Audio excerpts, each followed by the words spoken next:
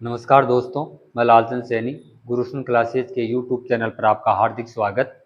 और आज अपन प्रश्नों की कुछ चर्चा करते हैं जो पशु परिचर के लिए और अन्य कंपटीशन एग्जाम के लिए महत्वपूर्ण क्वेश्चन हैं और साइंस अपन पढ़ते हैं आज। अगर क्लास आपको अच्छी लगे तो लाइक, शेयर और चैनल को सब्सक्राइब करें। पहला क्वेश्चन आपके सामने है दोस्तों, निम्न में से प्राकृतिक सूचक नहीं है। पहला क्वेश्चन है, निम्न में से प्राकृतिक सूचक नहीं है। प्राकृतिक सूचक बताओ दोस्तों, क्या होने वाला है इसका उत्तर। हम बात करें प्राकृतिक सूचक। सूचक क्या है दोस्तों, पहले तो ये बात अपन कर लेते हैं। सूचक क्या है?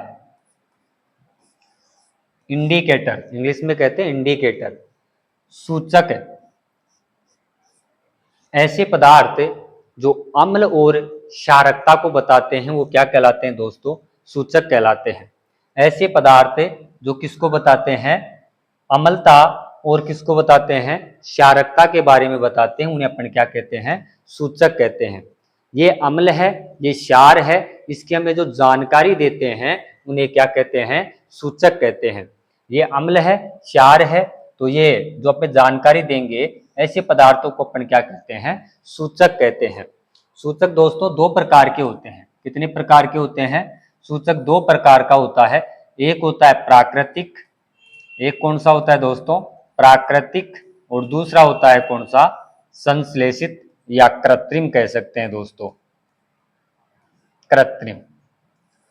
तो सूचक पता लग गया दोस्तों किसे कहते हैं? जो अम्लता और क्षारकता के बारे में, हमें पहचान के बारे में बताते हैं उन्हें हम क्या कहते हैं? इंडिकेटर या सूचक कहते हैं। एक तो होता है प्राकृतिक और दूसरा कौन सा होता है? कृत्रिम होता है। प्राकृतिक सूचकों की अपन बात करें, जैसे जैसे मैं कहूं दोस्तों हल्दी, जैसे कौन कहूं? हल्दी। जैसे मैं कहूं लिटमस पत्र, कौन सा पत्र? लिटमस पत्र। ये किस में आते हैं दोस्तों? प्राकृतिक में आते हैं। किस में आते हैं? प्राकृतिक में। ऐसे दोस्तों गुड़हल की पंखुड़ियां, गुड़हल की पंखुड़ियां, किसकी पंखुड़ियां? गुड़हल की पंखुड़ियां। ऐसे ही दोस्तों अगर अपन प्राकृतिक सूचक में एक और सूचक की बात कर लें तो वो होता है गंधीय सूचक। कौन सा होता है? गंधीय सूचक, जिसमें अपन रखते हैं दोस्तों जैसे प्याज, एक तो कौन सा आ जाता है? प्याज, और एक कौन सा आ जाता है? लहसुन। इनको अपन रखते हैं प्राकृतिक में, और प्राकृतिक में भी किस में रखते हैं दोस्तों? इसमें रखते हैं गंधीय सूचक में। तो हम बात कर रहे हैं दोस्तों सूचक की कितने प्रकार के होते हैं? प्राकृतिक और कृत्रिम। कृत्रिम में दोस्तों दो प्रकार होते हैं। एक तो आपका होता है फिनोप्टेलिन,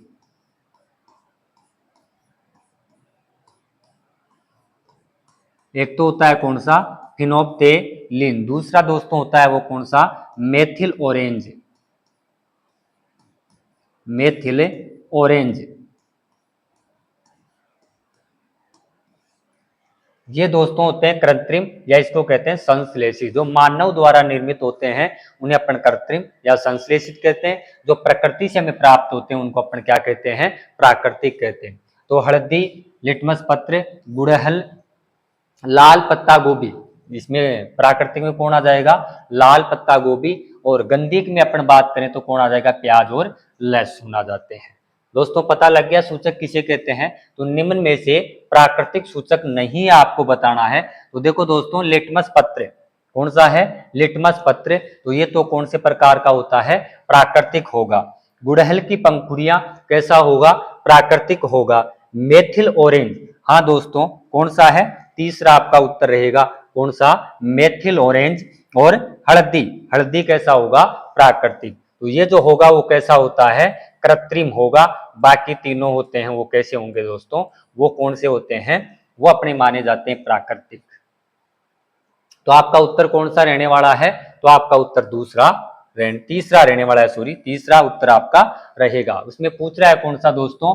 नहीं है, पूछ रहा है प्राकृतिक। तो तीन तो कैसे हैं? प्राकृतिक है। एक कैसा है? ये कौन सा होगा? कृत्रिम होता है। अगले क्वेश्चन की अपन बात करें, अगला क्वेश्चन आपकी स्क्रीन पर है दोस्तों, आंवला तथा हरी मिर्च किसके स्रोत हैं? ये बात कर रहा है विटामिन की, किसकी बात कर रहा है? विटामिन की बात कर रहा है। पहला ऑप्शन आपके सामने है vitamin C, vitamin D, vitamin E और विटामिन ए। ये पूछ क्या रहा है? आंवला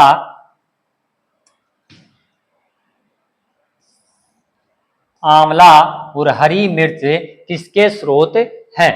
यानी आंवला खाने से और हरी मिर्च खाने से आपको इनमें से कौन सा विटामिन की प्राप्ति होती है? तो vitamin C, vitamin D, vitamin E और विटामिन ए। तो इसका उत्तर होगा दोस्तों हरी मिर्च और आंवला। हरी मिर्च आपको दिक्कत कर रहा है तो अपन आंवले से पता लगा लेते हैं, तो आपका उत्तर कौन सा होगा?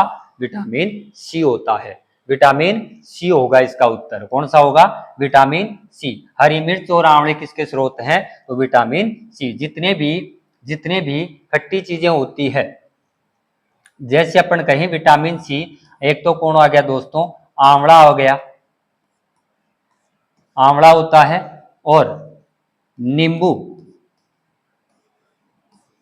नींबू वर्गीय जितने भी आते हैं वो दोस्तों किस में आते हैं? विटामिन सी में आते हैं। किस में आते हैं? विटामिन सी में आते हैं। विटामिन सी का अपन रासायनिक नाम की बात करें तो उसका रासायनिक नाम होता है एस्कार्बिक। क्या होता है दोस्तों? एस्कार्बिक अम्ल कहते हैं इसको। कौन सा कहते हैं? एस्कार्बिक अम्ल। ये कौन सा नाम है दोस्तों? ये रासायनिक नाम है। अगला दोस्तों अपन बात करें vitamin D. Vitamin D, vitamin D, इसकी कमी से दोस्तों विटामिन सी की कमी से रोग हो जाता है। कौन सा? स्कर्वी रोग हो जाता है। कौन सा? स्कर्वी रोग हो जाता है। विटामिन डी की अपन बात करें दोस्तों तो विटामिन डी किससे प्राप्त होता है? स्रोतों की बात करें अपन तो ये धूप का विटामिन है दोस्तों। कौन सा है? धूप का। यानी ये सूर्य के प्रकाश से मिलता है। किससे मिलता है दोस्तों? सूर्य के प्रकाश से मिलता है। इसके अलावा दोस्तों ये मिलता है, इसके अलावा दोस्तों ये मिलता है मछली, मछली से प्राप्त होता है। इसी आगे देखें तो किससे प्राप्त होता है? मांस से प्राप्त होता है। यानी विटामिन डी के स्रोत हैं सूर्य का प्रकाश, मछली और मांस। विटामिन डी का नाम होता है रासायनिक, वो होता है दोस्तों कैल्सीफिरोल।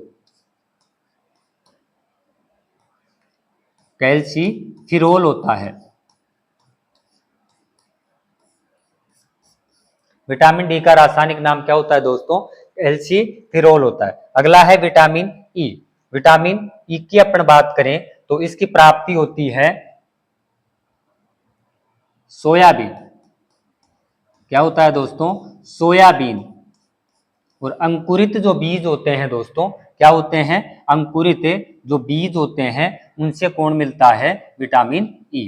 अंकुरित बीज, अंकुरित बीज जो होते हैं उनसे भी कौन मिलता है दोस्तों? तो उससे मिलता है कौन? Vitamin E. और विटामिन ए की बात करें तो ये होता है दोस्तों गोल्डन राइज। गोल्डन राइज, ये कई बार परीक्षा में पूछा हुआ प्रश्न है दोस्तों। गोल्डन राइज, गोल्डन राइस मतलब है सुनहरा चावल। क्या कहते हैं दोस्तों? सुनहरा चावल में सर्वाधिक क्या मिलता है? विटामिन ए मिलता है दोस्तों। और आगे बात करें विटामिन ए की तो दूध, मांस, अंडे से भी क्या होता है? विटामिन ए मिलता है। हमने बात की इसका उत्तर आपने आंवला, तारी मिर्च किसके स्रोत हैं? तो हमने कहा किसके स्रोत हैं? विटामिन सी के हैं। कमी से कौन सा रोग हो जाता है? स्कर्वी रोग होता है। इसका रासायनिक नाम क्या है दोस्तों? एस्कार्बिक है। विटामिन ए का रासायनिक नाम दोस्तों होता है रेटिनोल। क्या होता है दोस्तों? क्या होता है? रेटिनोल होता है। क्या होता है? रेटिनोल होता है।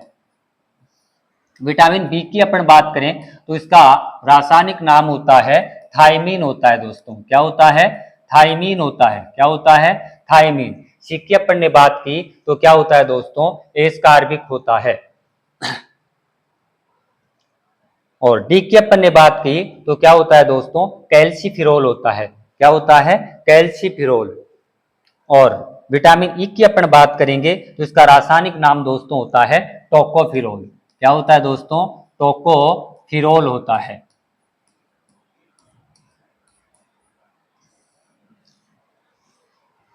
तो आपका प्रश्न का उत्तर क्या हुआ दोस्तों? पहला। आंवला तथा हरी मिर्च किसके स्रोत हैं? तो विटामिन सी के हैं। यह आपने इस प्रश्न में सीखी है बात।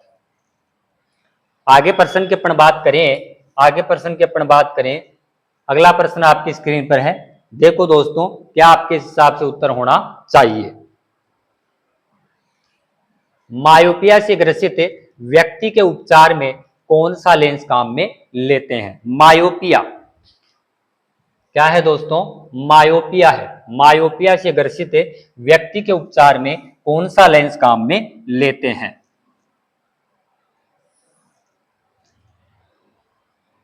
मायोपिया है दोस्तों।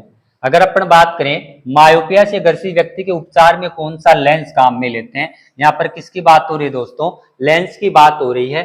मायोपिया कहते हैं दोस्तों निकट दृष्टि दोष को। किसको कहते हैं? निकट दृष्टि दोष को। किसको कहते हैं दोस्तों? निकट दृष्टि दोष को कहते हैं। किसको कहते हैं? निकट दृष्टि दोष को कहते हैं। मायोपिया देखो दोस्तों, नेत्र दोष 3 प्रकार के होते हैं। किस बात कर रहे हो दोस्तों? नेत्र दोष कितने प्रकार के होते हैं? 3 प्रकार के होते हैं दोस्तों। पहले मैं बात करूं तो पहला जो होता है वो कौन सा होता है? निकट दृष्टि दोष। कौन सा होता है? निकट दृष्टि दोष। दूसरा कौन सा होता है? दूरदृष्टि दोष। कौन सा होता है? दूरदृष्टि दोष। और तीसरा होता है जरा दूरदृष्टि दोष। जरा दूरदृष्टि दोष होता है। दूर दृष्टि दोष, निकट दृष्टि दोष।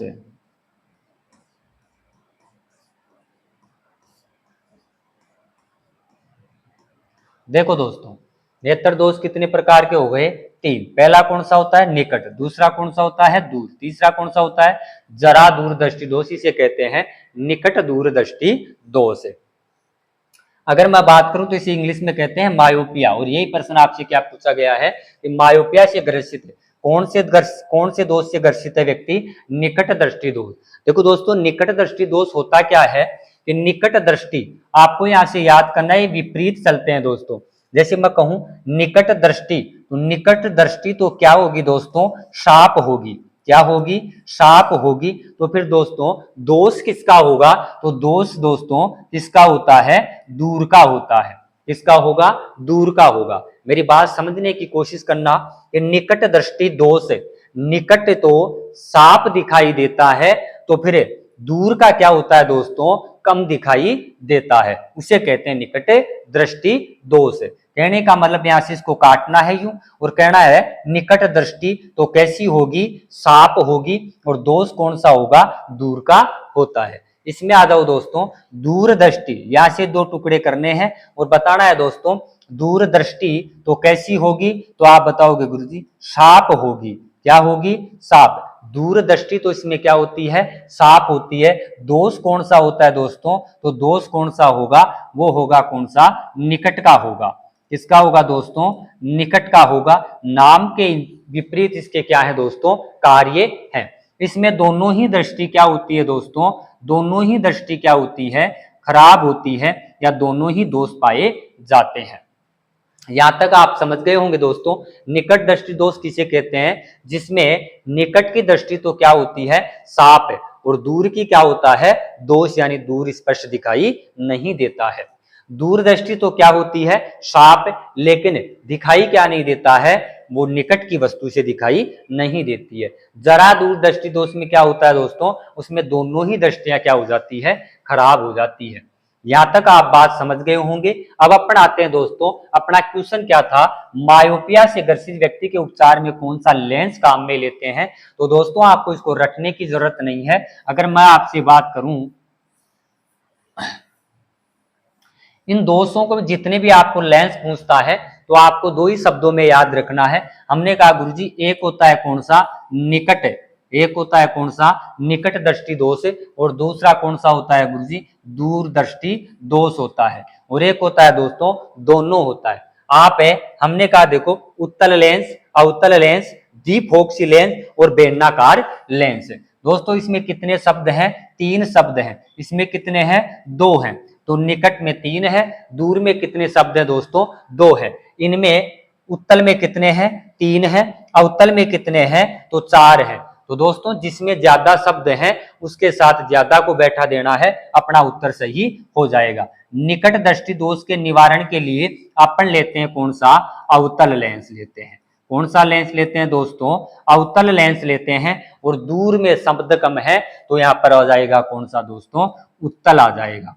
कौन सा आ जाता है? उत्तल लेंस काम में लेते हैं। और दोनों ही दोष हो दोस्तों, दोनों में मतलब कौन सा आएगा? जरा दूर दृष्टि दोष में कौन सा आ जाएगा? तो वह आ जाता है दोस्तों द्विफोक्सी लेंस। कौन सा आ जाता है दोस्तों? द्विफोक्सी लेंस आ जाता है। द्विफोक्सी लेंस आ जाता है। यहां तक बात समझ गए होंगे। निकट में कौन सा आएगा? अवतल। दूर में कौन सा आता है? उत्तल। निकट में 3 शब्द है, दूर में 2 है, इसमें 4 है, इसमें 3 है। कम शब्द वाला कम के साथ बैठा देना और ज्यादा शब्द वाला ज्यादा के साथ बैठा देना। समझ गए यहां तक? बिल्कुल बात। अगर दोनों ही दोष है तो उसके निवारण के लिए अपन लेते हैं द्विफोक्सी लेंस लेते हैं। अब द्विफोक्सी लेंस में भी दिक्कत यह है सर कि कई बार आपसे ये प्रश्न पूछ लिया जाता है कि द्विफोक्सी लेंस में ऊपर कौन सा लेंस होता है और नीचे कौन सा लेंस होता है। यानी चश्मा जब चढ़ाया जाता है तो चश्मे का जो कांच आता है, शीशा आता है, उस पर दोनों लेंस लगाए जाते हैं। तो ऊपर वाला भाग तो कौन सा होगा? ऊपर वाला भाग तो कौन सा होगा और नीचे वाला भाग कौन सा होता है, ये वहां पर दिक्कत करता है। तो हमने कहा दोस्तों ये कौन सा भाग है? ऊपर है। ये दोस्तों कौन सा है? ऊपर है। ये कौन सा भाग है दोस्तों चश्मे का? नीचे वाला भाग है। तो यहाँ भी कोई दिक्कत नहीं है दोस्तों। हमने कहा ऊपर में 3 शब्द है, नीचे में कितने हैं? 2 है। तो ऊपर कौन सा आ जाएगा? उत्तल आ जाएगा। ऊपर कौन सा आ जाएगा? अवतल आ जाएगा। सॉरी, ऊपर कौन सा आ जाएगा? अवतल। और नीचे में कम शब्द हैं तो दोस्तों कौन सा आ जाएगा? उत्तल आ जाएगा। बैठ गई बात। हमने कहा निकट, अवतल, दूर में निवारण के लिए उत्तल और द्विफोक्सी में ऊपर। ऊपर मतलब 3 शब्द है, नीचे मतलब 2 शब्द है। तो ऊपर में कौन आ जाएगा? अवतल। और नीचे में कौन आ जाएगा? उत्तल आ जाएगा। हाँ, ये लेते हैं अपन द्विफोक्सी लेंस किसके लिए? जिसमें दोनों दृष्टियां क्या हो? खराब। आपके हिसाब से अब इसका प्रश्न का उत्तर कौन सा होना चाहिए? हमारे हिसाब से कौन सा होना चाहिए? दूसरा क्वेश्चन उत्तर क्या है इसका? सही है कि मायोपिया से ग्रसित व्यक्ति के उपचार में कौन सा लेते हैं? मायोपिया को कहते हैं कौन सा? निकट दृष्टि दोष। और आपका उत्तर कौन सा होगा? अवतल लेंस होगा। ये जो बेलनाकार लेंस होता है दोस्तों, वो काम में लिया जाता है दृष्टि वैषम्य में। इसमें लिया जाता है दोस्तों? दृष्टि वैषम्य में लिया जाता है। दृष्टि वैषम्य ये रोग होता है दोस्तों। इस रोग में क्या होता है? ये अपने आंखों का रोग है। दृष्टि वैषम्य में क्या होता है? ऐसे तिर्यक रेखाएं और दीर्घ रेखाएं होती है, तिर्यक और क्षैतिज रेखाएं होती है, इनमें व्यक्ति को पहचान नहीं होती है। अब आपको दिख रही होंगी दोस्तों साफ में, यानी जो आपके बीच में वर्ग दिख रहे हैं, यानी सॉरी आयत दिख रहे हैं, वो व्यक्ति अगर दृष्टि वैषम्य से ग्रसित है तो आपको एक खाली जगह नहीं दिखती है। क्षैतिज और तिर्यक रेखाओं में वो क्या नहीं कर पाता है? भेद नहीं कर पाता है। इस दोष को क्या कहते हैं? दृष्टि वैषम्य दोष कहते हैं। और उसे दृष्टि वैषम्य के निवारण के लिए अपन कौन सा लेंस काम में लेते हैं? तो दोस्तों कौन सा लेंस आ जाएगा? बेलनाकार लेंस आ जाएगा। बताओ कोई दिक्कत है? नहीं है। तो यहाँ पर उत्तल तो कौन सा आ जाएगा? दूर दृष्टि दोष के लिए आ जाएगा। कौन से दृष्टि दोष के लिए? दूर के लिए। अवतल आ जाएगा कौन से के लिए दोस्तों? निकट के लिए। और द्विफोक्सी आ जाएगा कौन से के लिए? दोनों के लिए। और दोनों में अगर ऊपर रखा जाएगा तो दोस्तों कौन सा? अवतल। और नीचे रखा जाएगा तो कौन सा?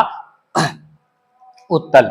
बेलनाकार कौन से दोष के लिए आता है दोस्तों? दृष्टि वैषम्य के लिए आता है। अगले क्वेश्चन की अपन बात करें दोस्तों,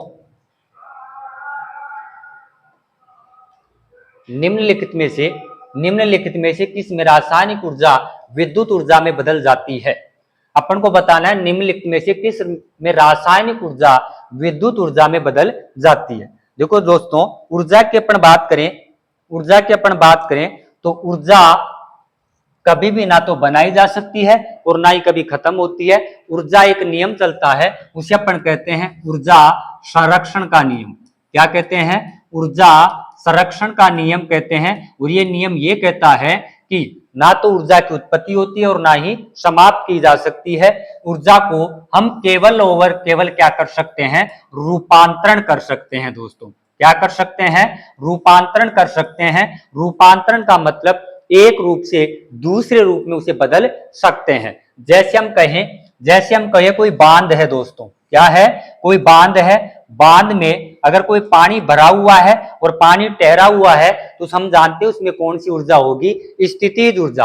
और जैसे ही बांध का वाल खोल दिया जाता है तो पानी क्या होने लग जाता है, बहने लग जाता है। तो फिर उस बहते पानी में कौन सी ऊर्जा हो जाती है, गतिज ऊर्जा। अब मतलब यह है दोस्तों कि भाई स्थितिज ऊर्जा का मान घटता जाएगा और किसका मान बढ़ता जाता है, गतिज ऊर्जा का मान बढ़ता जाता है। तो हम कह सकते हैं कि ऊर्जा को एक रूप से दूसरे रूप में क्या किया जा सकता है, बदला जा सकता है। आपका क्वेश्चन है दोस्तों,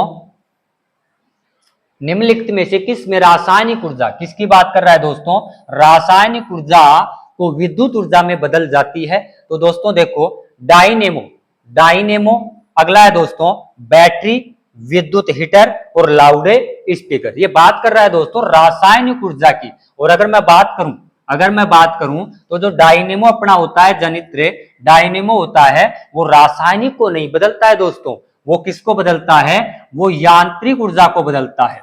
किसको बदलता है दोस्तों, यांत्रिक ऊर्जा को बदलता है। और यांत्रिक को किस में बदलता है दोस्तों, विद्युत में बदलता है। कौन सी ऊर्जा में बदलता है, विद्युत ऊर्जा में बदलता है। किसकी बात कर रहे हो दोस्तों, डायनेमो की बात कर रहे हैं। अगली बात आते हैं बैटरी की, इसको छोड़ो एक बार आगे आ जाते हैं। विद्युत हीटर की मैं बात करूं दोस्तों, तो जो विद्युत हीटर होता है वो विद्युत हीटर चलता है किससे दोस्तों, विद्युत से चलता है। किससे चलता है, विद्युत से चलता है। और वो विद्युत ऊर्जा को किस में बदलता है दोस्तों, उष्मीय ऊर्जा में बदलता है। आपको क्या मिलती है दोस्तों, उससे ऊष्मा मिलती है। तो वो किस में बदल रहा है, उष्मीय ऊर्जा में बदल रहा है। लाउड स्पीकर की मैं बात करूं तो जो लाउड स्पीकर होता है दोस्तों, लाउड स्पीकर से पहले एक माइक्रोफोन होता है दोस्तों। क्या होता है, माइक्रोफोन। देखो दोस्तों इसमें तीन चीजें होती है। एक होती है माइक्रोफोन, क्या होता है दोस्तों, माइक्रोफोन। और माइक्रोफोन और लाउड स्पीकर को जोड़ने का जो काम करता है उसे अपन कहते हैं एम्पलीफायर। क्या कहते हैं दोस्तों, एम्पलीफायर कहते हैं। अब मेरे यहाँ पर जो लगा हुआ है वो माइक्रोफोन है। ये मेरी ध्वनि को क्या कर रहा है दोस्तों, ये ध्वनि ऊर्जा ले रहा है और किसमें जब भेज रहा है, एम्पलीफायर में। अब एम्पलीफायर ध्वनि ऊर्जा को संचित करता है और किसको भेजता है आगे, लाउड स्पीकर को। अगर आपसे पूछा जाता है कि माइक्रोफोन कौन सी ऊर्जा को कौन सी में कन्वर्ट करता है, तो ये मेरी आवाज सुन रहा है माइक्रोफोन, तो ये ध्वनि को सुन रहा है, मतलब ध्वनि को ले रहा है और किसमें बदल रहा है, विद्युत में बदल रहा है। किसमें बदल रहा है, विद्युत में। ये माइक्रोफोन है, ध्वनि को लेगा और विद्युत में बदलेगा। और फिर लाउड स्पीकर आता है तो ये विद्युत ऊर्जा को किस में बदलता है दोस्तों, ध्वनि ऊर्जा में बदलता है। किस में बदलता है, विद्युत को किस में बदलता है, ध्वनि ऊर्जा में बदलता है। ये दोस्तों किसके विपरीत है, ये दोस्तों लाउड स्पीकर किसके विपरीत है, ये माइक्रोफोन के विपरीत है। किसके फोन के, माइक्रोफोन के विपरीत। क्यों, क्योंकि माइक्रोफोन जो होता है वो ध्वनि को बदलता है दोस्तों, किसमें बदलता है, विद्युत में। और जो लाउड स्पीकर होता है वो बदलता है विद्युत को किसमें दोस्तों, ध्वनि में बदलता है। हाँ, हम बात कर रहे थे निम्नलिखित में से किस रासायनिक ऊर्जा को विद्युत ऊर्जा में बदला जाता है। आपका आंसर आपके सामने आ गया होगा दोस्तों। आपका उत्तर कौन सा होगा, 2। बैटरी जो बदलती है दोस्तों वो रासायनिक ऊर्जा को किस में बदलती है, विद्युत ऊर्जा में बदलती है। एक बार स्क्रीनशॉट ले सकते हो। आगे अपन बात करें दोस्तों अगले क्वेश्चन की। कौन सी ऊष्मा संचरण की विधि में आवश्यक रूप से माध्यम की आवश्यकता नहीं होती है। ऊष्मा, कौन सी ऊष्मा संचरण की विधि में आवश्यक रूप से माध्यम की आवश्यकता नहीं होती है। दोस्तों ऊष्मा संचरण की विधि, ऊष्मा संचरण की विधियों को कितने भागों में बांटा गया है, 3 विधियां होती है। कितनी विधियां होती है, 3 विधियां होती है। 3 विधियों में मैं बात करूं तो पहली होती है दोस्तों चालन विधि। कौन सी विधि होती है, चालन विधि होती है। दूसरी विधि की मैं बात करूं तो विधि होती है दोस्तों संवहन विधि होती है। कौन सी विधि होती है? संवहन विधि होती है। ये ऊष्मा संचरण की विधि है दोस्तों। किसकी है? ऊष्मा संचरण की। तीसरी विधि की मैं बात करूं तो वो होती है दोस्तों कौन सी? विकिरण विधि होती है। कौन सी विधि होती है? विकिरण विधि होती है। ऊष्मा संचरण की कितनी विधियां हो गई? 3। पहली कौन सी होती है? चालन विधि। अगर चालन विधि की अपन बात करें तो ये ठोसों में होती है दोस्तों। किसमें होती है? ठोसों में होती है। जैसे मैं कहूं आपने कोई लोहे की छड़ ली और लोहे की छड़ के आपने कोई मोम के टुकड़े बांध दिए और यहाँ पर आपने क्या लगा दिया दोस्तों? मोमबत्ती लगा दी। अब यहाँ से गर्म होगा तो पहले आपके टुकड़ा जो गिरेगा वो मोमबत्ती के पास वाला गिरेगा, दूसरा गिरेगा तो दूसरे वाला गिरेगा, तीसरी बार गिरेगा तो वो तीसरे वाला नीचे गिरेगा। इसका मतलब दोस्तों ये है कि चालन विधि में किसमें सर्वाधिक होगी? पहली बात तो ठोसों में। और इसमें क्या होता है? पदार्थ के जो कण होते हैं दोस्तों वो अपना स्थान नहीं छोड़ते हैं। वो क्या करते हैं? केवल कंपन करते हैं। यहाँ पर पदार्थ के जो कण होंगे वो क्या करते हैं? अपना स्थान नहीं छोड़ेंगे, केवल क्या करेंगे दोस्तों? कंपन करते हैं। कंपन, पदार्थ का पहला कण दूसरे को ऊर्जा देता है, दूसरा तीसरे को देता है और तीसरा चौथे को देता है। ऐसी ऊर्जा का इसमें क्या होता है? ऊष्मा का स्थानांतरण होता है। तो हम कह सकते हैं ठोसों में सर्वाधिक होता है तो वो कौन सा आता है दोस्तों? कौन सा होगा? चालन होगा। इसमें माध्यम के कण अपना स्थान नहीं छोड़ते हैं। हाँ दोस्तों, इसमें अपन बात करें तो इसमें माध्यम की आवश्यकता होगी। माध्यम की क्या होगी? आवश्यकता होगी। बिना माध्यम ये चालन विधि नहीं हो सकती दोस्तों। अगली बात, हाँ यहां पर एक अपवाद याद रखना दोस्तों। जैसे पारा होता है तो पारा में ऊष्मा का जो चालन होता है या ऊष्मा का जो स्थानांतरण होता है, संचरण होता है, वो कौन सी विधि द्वारा होता है? चालन विधि। हमने कहा चालन विधि ठोसों में सर्वाधिक होती है, लेकिन यहाँ पर पारा तो क्या है दोस्तों? द्रव है। तो पारे में कौन सी विधि आएगी? चालन विधि से क्या होता है? ऊष्मा का संचरण होता है। अगली बात मैं करूं दोस्तों संवहन। संवहन में क्या होता है दोस्तों? यहाँ पर इसमें भी माध्यम की आवश्यकता होती है। किसमें? संवहन में भी क्या होती है दोस्तों? माध्यम की आवश्यकता होती है। जैसे मैं बात करूं माध्यम की आवश्यकता होगी। जैसे मैं बात करूं एक पात्र में आपने क्या गर्म कर रहे हो? पानी गर्म कर रहे हो दोस्तों। क्या गर्म कर रहे हो? पानी गर्म कर रहे हो एक पात्र में। तो जो पानी गर्म होता है तो तल वाला पहले पानी गर्म होता है, वो जैसे ही गर्म होगा दोस्तों वो ऊपर उड़ता है और जो ठंडा होता है वो नीचे। ये प्रकृति का नियम है दोस्तों कि जो भारी होता है वो नीचे बैठता है और जो हल्का होता है वो हमेशा कहां पर जाता है दोस्तों? ऊपर की ओर जाता है। तो जैसा ही गर्म होगा तो वो हल्का होगा और हल्का होगा तो दोस्तों कहा जाएगा ऊपर, और ऊपर वाला जो भारी होगा वो नीचे आएगा और किसकी जगह ले लेगा? पहले वाले की जगह ले लेता है। तो ये इसमें देखो संवहन में क्या हो रहा है दोस्तों? इसमें पदार्थ के कण अपना स्थान चेंज कर रहे हैं। पहले वाले में अपन ने क्या कहा कि पदार्थ के जो कण होते हैं अपना स्थान नहीं छोड़ते हैं, लेकिन संवहन में पदार्थ के कण क्या हो रहे हैं? अपना स्थान छोड़ते हैं। बैठ गई बात दोस्तों। अगली बात कहूं इसमें भी किसकी आवश्यकता होती है दोस्तों? माध्यम की आवश्यकता होती है। तो चालन और संवहन में तो किसकी आवश्यकता होगी? माध्यम की आवश्यकता होती है। अगली बात मैं दोस्तों करूं विकिरण। सूर्य का प्रकाश अपनी पृथ्वी तक पहुंचता है तो वो किसके द्वारा पहुंच रहा है दोस्तों? विकिरण के द्वारा। तो क्या सूर्य और पृथ्वी में जितनी दूरी है उसमें क्या निर्वात नहीं है? बिल्कुल है सर। क्या है? बिल्कुल है। तो मतलब है ये जो निर्वात में भी कौन आ सकती है? कौन होता है? विकिरण विधि निर्वात में भी काम करती है। तो कहने का मतलब इसमें माध्यम की आवश्यकता नहीं होती है। किसमें? विकिरण में। देख लिया दोस्तों। अब मैं इस तीनों ही एग्जाम्पलों को एक ही एग्जाम्पल या एक ही माध्यम से मैं समझाने की कोशिश करता हूं।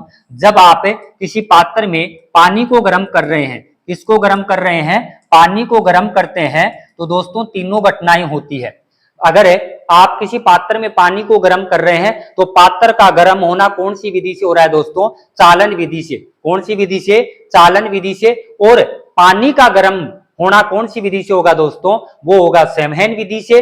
और पात्र के आसपास में अगर वातावरण गर्म हो रहा है दोस्तों तो वो किसके कारण हो रहा है? विकिरण के कारण हो रहा है। बैठ गई बात। ये थी अपनी कौन सी?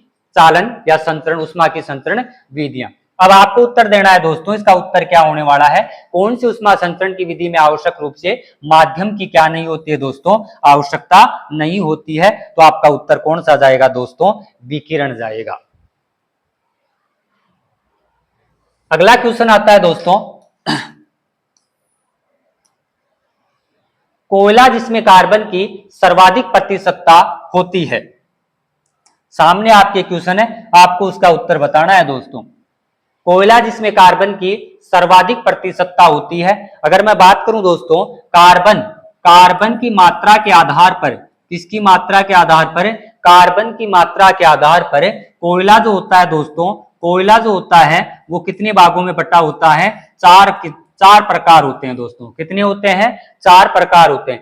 कार्बन की मात्रा के आधार पर कोयले को कितने वर्गों में बांटा गया है, 4 में। अब रटने की जरूरत नहीं है दोस्तों, अगर मैं एक एबीसीडी का अक्षर बता रहा हूं आपको, ए बी एल पी, एक का मतलब वो दोस्तों होता है एंथ्रेसाइट। क्या होता है, एंथ्रेसाइट। एक का मतलब क्या होगा दोस्तों, एंथ्रेसाइट होता है।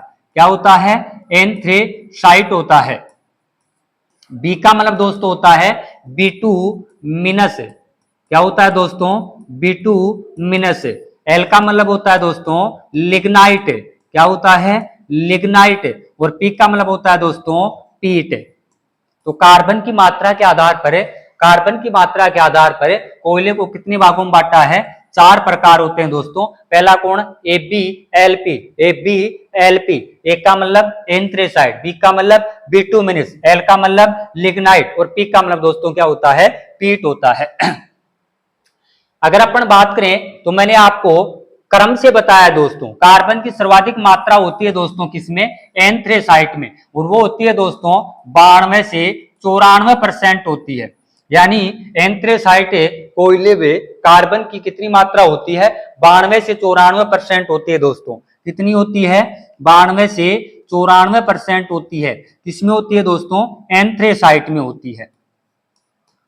अगर मैं बात करूं दूसरे नंबर पे कौन आ रहा है, बिटूमिनस आ रहा है दोस्तों। तो इसमें होती है दोस्तों 69 से 86% होती है। कितनी परसेंट, लगभग की बात बता रहा हूं मैं, 69 से कितनी होती है, 86% होती है। अगर लिग्नाइट की आप बात करोगे दोस्तों तो 61 से 68 होती है। कितनी होती है, 61 से 68। और अगर पीट की अपन बात करते हैं दोस्तों, तो पीट में जो होता है वो 27 से 68 के बीच में जो होता है वो किस में आता है, पीट में आता है। तो सबसे कम किस में होगी दोस्तों, पीट में, और सर्वाधिक किस में होती है दोस्तों, एंथ्रेसाइट में। ये अपन बात कर रहे थे किसकी, कोयले की।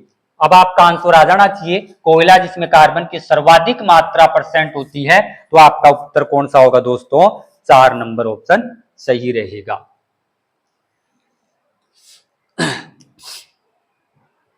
अगला बात करते हैं प्रश्न की, टंगस्टन तत्व का संकेताक्षर है। टंगस्टन तत्व का संकेताक्षर है, डब्ल्यू है, टी है, के है, एयू है। टंगस्टन किसकी बात कर रहे हो दोस्तों, टंगस्टन की। ये वही टंगस्टन है दोस्तों जो किसमें लगाया जाता है, बल्ब में। किसमें लगाया जाता है, बल्ब में। जो बल्ब होता है उसकी वो जंजीर होती है, वो किसकी होती है दोस्तों, वो टंगस्टन की होती है। किसकी होती है दोस्तों, टंगस्टन की होती है, जिसका गलनांक क्या होता है दोस्तों, उच्च होता है। क्या होता है, जिसका गलनांक क्या होता है, उच्च होता है। गलनांक क्या होता है दोस्तों, उच्च होता है, जिसके कारण वो जलता रहता है, पिघलता नहीं है। तो टंगस्टन का तत्व का संकेताक्षर आपको बताना है दोस्तों। के का मतलब होता है दोस्तों पोटेशियम। क्या होता है दोस्तों, पोटेशियम होता है। के का मतलब होता है पोटेशियम। आपने कहा सर पी आना चाहिए, के क्यों आया, क्योंकि लैटिन नाम है दोस्तों, और के का मतलब होता है दोस्तों केलियम। क्या होता है, केलियम। पोटेशियम एक लैटिन नाम नहीं है। यहां पर के का मतलब क्या निकलेगा, केलियम, यानी पोटेशियम का लैटिन नाम क्या होता है दोस्तों, वो होता है केलियम। एयू को कहते हैं दोस्तों ओरम कहते हैं। क्या कहते हैं, ओरम। और ये किसका प्रतीक होता है दोस्तों, ये होता है सोने का। किसका होता है, सोना का होता है। किसका होता है दोस्तों, सोने का होता है। अगर मैं बात करूं सर एजी किसका होता है, तो इसको कहते हैं दोस्तों गोल्ड। इसको कहते हैं अर्जेंटम। क्या कहते हैं दोस्तों, अर्जेंटम। और अर्जेंटम किसको कहते हैं, चांदी को कहते हैं, गोल्ड को कहते हैं दोस्तों। किसको कहते हैं? गोल्ड को कहते हैं। डब्लू, आपका उत्तर इसमें क्या हो जाएगा दोस्तों? डब्लू हो जाएगा। क्या हो जाएगा? डब्लू। डब्लू का मतलब होता है दोस्तों टंगस्टन, और टंगस्टन का लैटिन नाम दोस्तों क्या होता है? वोल्फॉर्म होता है दोस्तों। क्या होता है? वोल्फॉर्म होता है। क्या होता है? वोल्फॉर्म। वोल्फॉर्म से बना है डब्लू, और वोल्फॉर्म को अपन क्या कहते हैं दोस्तों? टंगस्टन कहते हैं। के का मतलब होता है केलियम, और किसका प्रतीक है दोस्तों? पोटेशियम का। एयू का मतलब दोस्तों ओरम होता है, जो किसका प्रतीक होता है दोस्तों? सोने का होता है।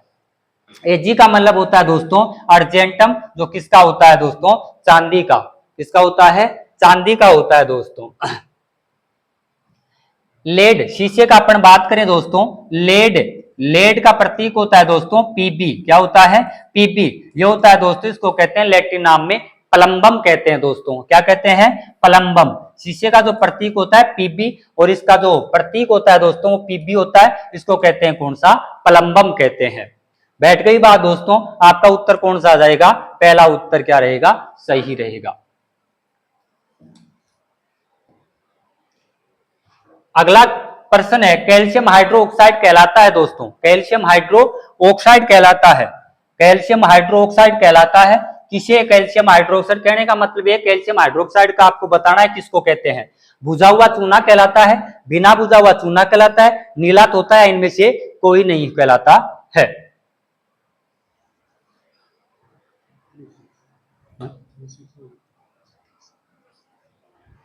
हाँ, कैल्शियम हाइड्रोक्साइड कहलाता है बुझा हुआ चूना। अगर मैं बात करूं दोस्तों तो इसका सूत्र होता है बुझा हुआ चूना का। पहले मैं बात कर लेता हूं बिना बुझे हुए चूने की।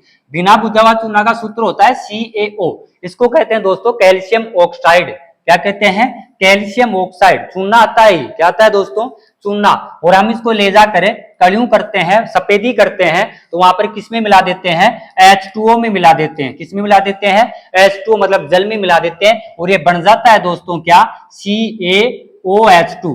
CaOH2 इसको कहते हैं कैल्शियम हाइड्रो ऑक्साइड। तो इसको तो कहते हैं दोस्तों बिना बुझा हुआ चूना। और जैसे ही आपने इसको किस में डाला? पानी में डाला, तो ये क्या हो गया? बुझ गया। तो इसको कहते हैं कौन सा? बुझा हुआ चूना कहते हैं। अगर आप बुझे हुए चूने में कौन सी गैस प्रोवाइड करवाते हैं? Cl2 प्रोवाइड कराते हैं, तो फिर निर्माण होता है ब्लीचिंग पाउडर का। किसका निर्माण होता है? ब्लीचिंग पाउडर का निर्माण होता है। ब्लीचिंग पाउडर का निर्माण होता है CaOCl2 का निर्माण होता है दोस्तों। किसका निर्माण होता है? CaOCl2 का निर्माण होता है। तो बुझा हुआ चूना कौन सा हो जाएगा? Calcium hydroxide. बिना बुझा हुआ चूना कौन सा हो जाएगा? Calcium oxide. और नीला तोता का जो सूत्र होता है दोस्तों वो होता है कॉपर सल्फेट। CuSO4 होता है। कॉपर है, सल्फेट को ही अपन क्या कहते हैं? नीला तोता कहते हैं। तो आपका उत्तर कौन सा हो जाएगा दोस्तों? कैल्शियम हाइड्रो ऑक्साइड पूछ रहा है। हाइड्रो मतलब कौन जुड़ा हुआ है? H जुड़ा हुआ है। तो आपका उत्तर हो जाएगा बुझा हुआ चूना। क्लोरीन से अपन गैस अभिक्रिया करवाते तो क्या बन जाएगा? Bleaching powder. अगर आप इसकी अभिक्रिया CO2 से करवा देते हैं दोस्तों, किससे करवा देते हैं? CO2 से, तो फिर बन जाता है दोस्तों कौन सी चीज? Calcium carbonate. क्या बन जाएगा? Calcium carbonate CaCO3। इसी को अपन कहते हैं दोस्तों खड़िया पत्थर। इसी को कहते हैं खड़िया पत्थर। इसी को कहते हैं संगमरमर। क्या कहते हैं? इसी को कहते हैं खड़िया पत्थर, इसी को कहते हैं संगमरमर, इसी को कहते हैं चौक। अगले प्रश्न की अपन बात करें, निम्न में से कौन सा रासायनिक परिवर्तन का उदाहरण है? रासायनिक परिवर्तन का क्या बताना है दोस्तों? उदाहरण बताना है। थोड़ा फास्ट चलते हैं अपन। कौन सा बताना है? रासायनिक परिवर्तन का आपको उदाहरण बताना है। प्रिज्म से गुजरने पर सफेद प्रकाश का 7 रंगों में विभक्त होना।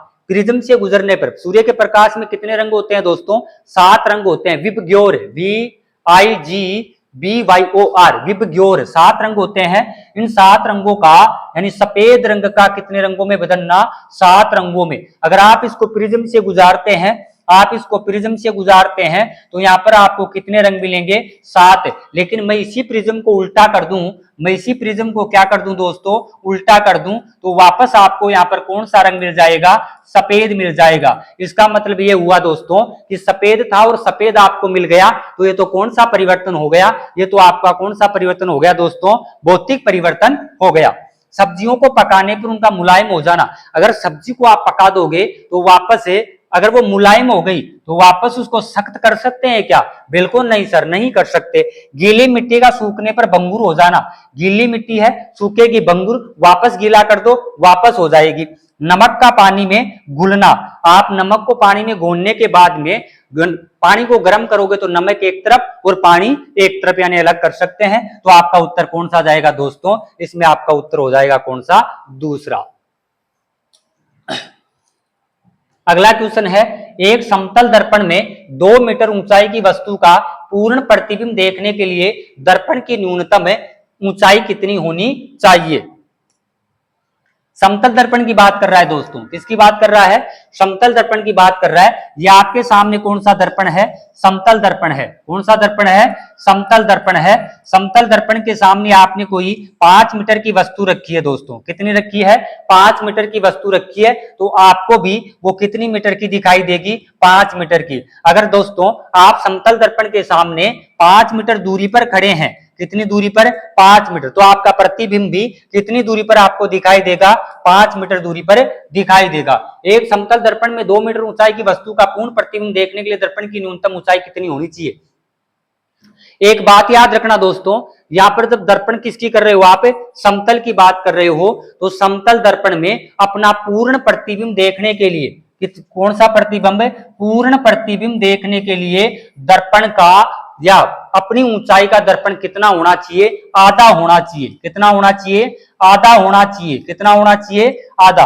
अगर आप अपना पूर्ण प्रतिबिंब देखना चाहते हो समतल दर्पण में, तो समतल दर्पण कितनी ऊंचाई का लोगे? अपनी आधी ऊंचाई का लोगे तो अपना पूर्ण प्रतिबिंब इसमें क्या हो जाएगा?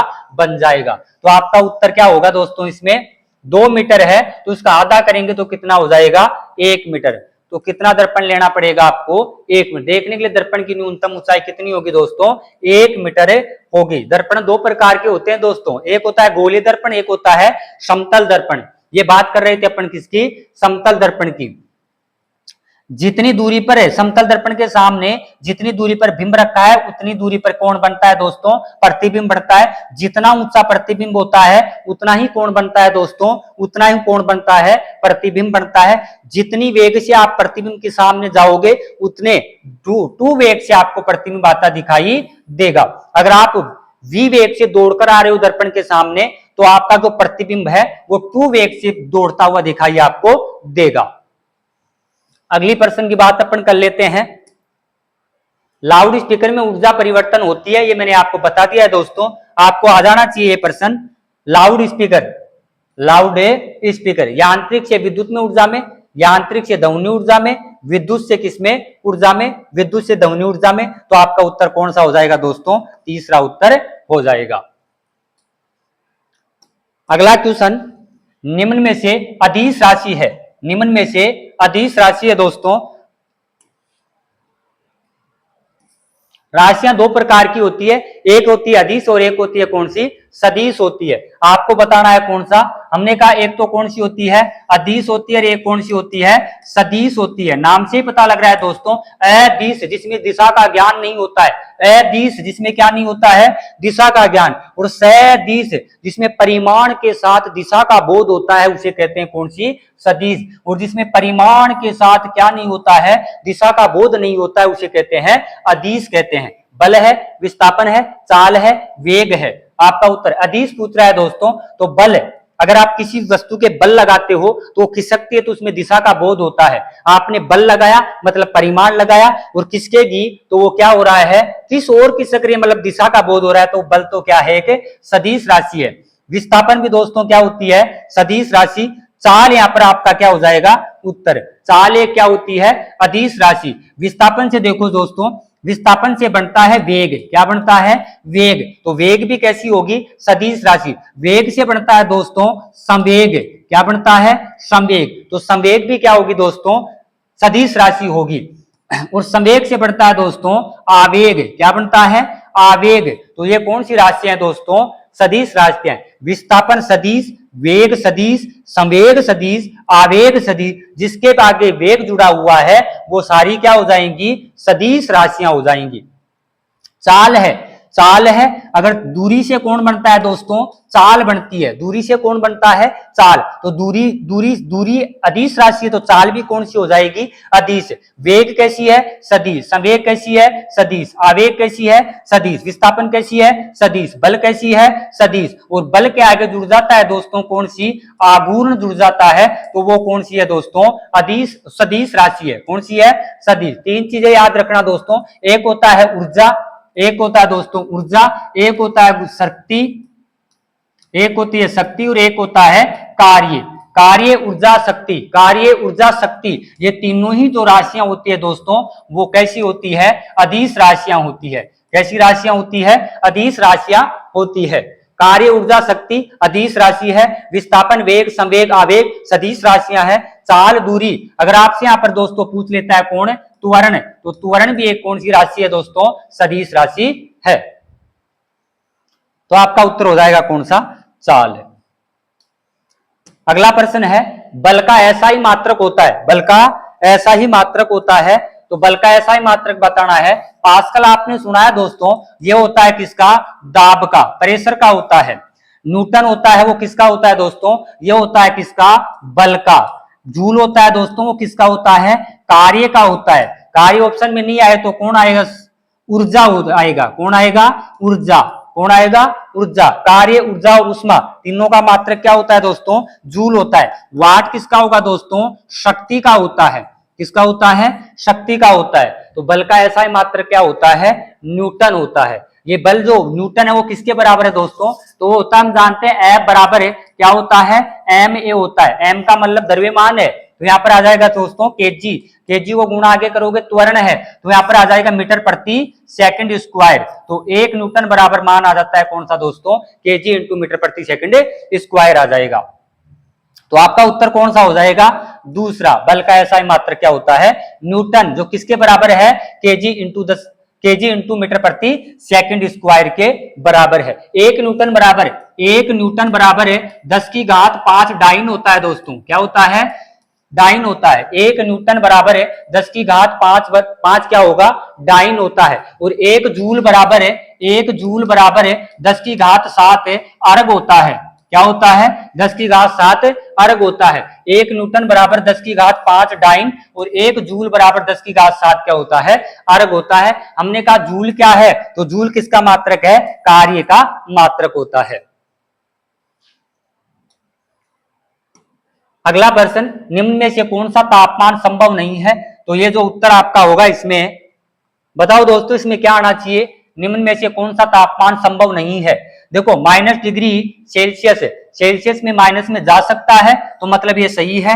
-8 डिग्री फारेनहाइट, फारेनहाइट का मान माइनस में जा सकता है, बिल्कुल सही है।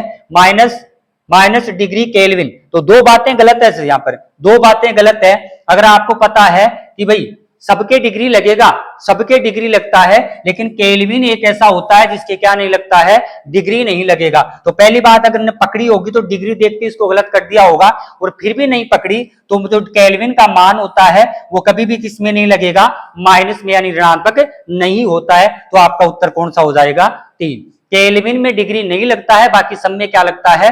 डिग्री। जैसे कहा डिग्री सेल्सियस, डिग्री फारेनहाइट, और तो डिग्री केल्विन नहीं होता है, केवल क्या बोला जाता है? केल्विन बोला जाता है। लास्ट क्वेश्चन है, निम्न द्रवों में से ऊष्मा का सबसे अच्छा चालक है दोस्तों। तो निम्न द्रवों में से ऊष्मा का सबसे अच्छा चालक है, मैंने आपको ये बता दिया है। जो कौन सी चालन द्वारा उसमें संवहन होता है? चालन के द्वारा संवहन होता है। और वो आपका उत्तर कौन सा है दोस्तों? निम्न द्रवों में से ऊष्मा का सबसे अच्छा चालक कौन सा माना जाता है? तो कौन सा है दोस्तों? पारा है। कौन सा है? पारा है। इसका प्रतीक होता है दोस्तों Hg। इसी को कहते हैं दोस्तों क्या? मरकरी कहते हैं। डॉक्टर के पास अपन जाते हैं तो जो थर्मामीटर होता है उसमें क्या भरा जाता है? पारा, क्योंकि एक स्थायी क्या होता है? पदार्थ होता है। और ऊष्मा का क्या होता है? अच्छा चालक होता है। ये आज के क्वेश्चन थे। अगर आपको अच्छे लगे हो तो हमारे चैनल को सब्सक्राइब और लाइक करें, और बस धन्यवाद।